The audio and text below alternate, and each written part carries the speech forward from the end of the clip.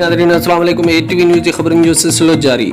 हिंगोर जा सहाफ़ी इताद खैरपुर पारां गंबट जे सहाफ़ी हाकिम भट्टी पीरवसण जे सहाफ़ी मंसूर हाजाणो ऐं मुर्तज़ा जमालीअ जे मथां कूड़ा केस दाख़िल करण ख़िलाफ़ हिंगोर जामे सहाफ़िन गुलाम हुसैन चांग, फयाज़ सोलंकी, शमन राजपर, हादी बख्श खासकेली, मोहम्मद सिद्दीक सोलंकी, आफ्ताब बमरो, अब्दुल जब्बार चांग, सजाद आराई, फयाज़ शेख, हकनवाज सोलंकीअ जी अॻवाणीअ में प्रेस क्लब आॾो एहतिजाजी मुज़ाहिरो कयो वियो।